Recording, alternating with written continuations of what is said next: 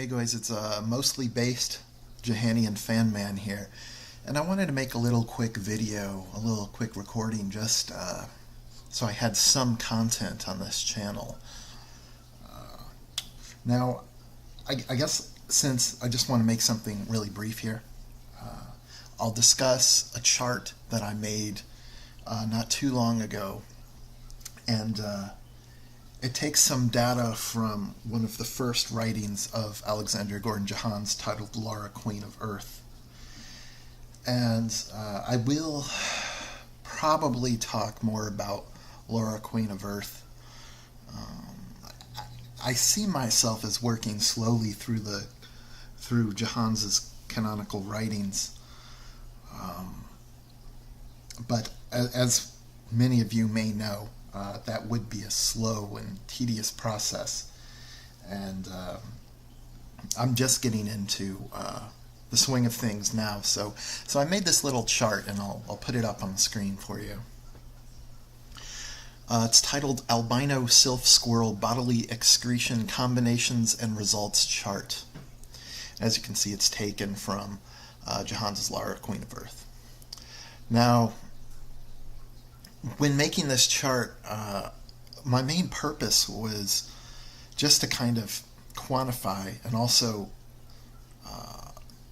give you a better mental image of the different proportions of the sylph squirrel excretions. And it kind of could allow you to better track the individual lambs, as you would. So you have sylph volunteers, and this gets into one of those things, and I don't know if I should talk about this here, but these people, they seem rather happy-go-lucky about volunteering themselves to be sacrificial lambs, to having their bodies mutated in strange and unpredictable ways. It seems like they're more concerned with flirting with the character of Lucy than they are about what may happen to their body in the next few seconds. It's really odd, and I don't know, it's kind of symptomatic of the bizarre writings of Jahan's. Now, as you can follow the different lambs as the injections proceed, you notice that some reactions are stronger than others, and some are oddly animal related. Like if you look at lamb number 3, it's either taking on the attributes of a giraffe or a horse. Now, I wrote down it as giraffe because the neck is extended by 3 feet, I believe. And although I believe in the writings, Lucy tells her girlfriend to take the lamb out for a canter, which would kind of imply it being a horse, I guess. But a giraffe can canter too, right?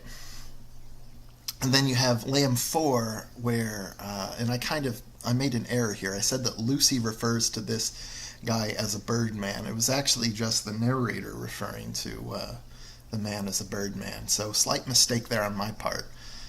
Do forgive me. But if it is a birdman, it doesn't really explain the horns. So I was thinking maybe this had some tie-in to dragons or something. But I mean, God knows. Now, the next guy, Lamb 5, is kind of interesting because he's taking on female attributes, and this is why I have an asterisk here, because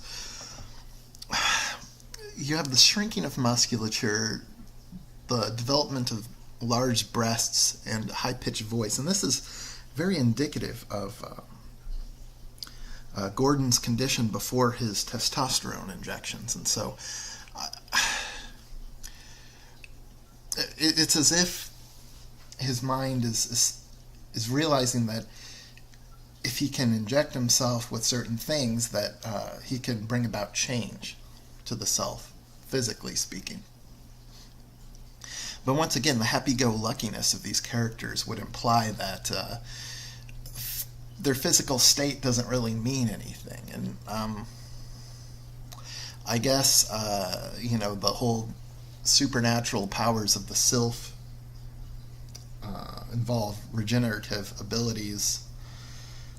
So if anything bad does happen to them, they'll just regenerate or whatever. So yeah, there's another subject related to these injections that I'd like to delve into. I don't think I'm going to delve into it now, but it does have to do with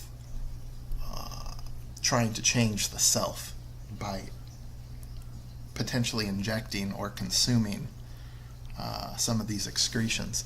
Now, you go on to Lamb 7, takes on qualities similar to that of a dolphin. I think this person is referred to as a mermaid. Yeah, and some of the other results are kind of bizarre, like a man acts like a dog, and then, now I haven't gotten far enough to really know the long-term results of this, but one guy begins to burn, so I don't know, I assume he's like caught fire or something, which is kind of disturbing.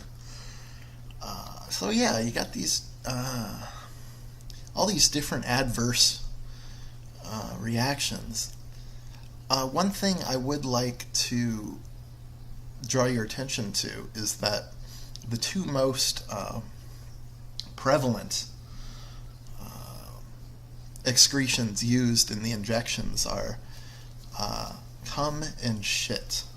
So, interestingly enough, if you inject the person solely with shit, they become gay. So I don't know if that's a metaphor for something, or for what we consume in the modern day. You take in so much shit, you turn gay. I don't know. And then,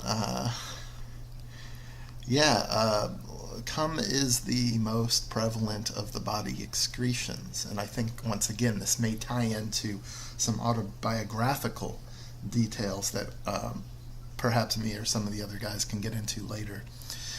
So yeah, I just want to do a quick rundown of this chart. I hope it, you guys can use it as a reference for when you're reading through the canonical works of Alexander Gordon Johans. And thanks for listening. I'll catch you guys later.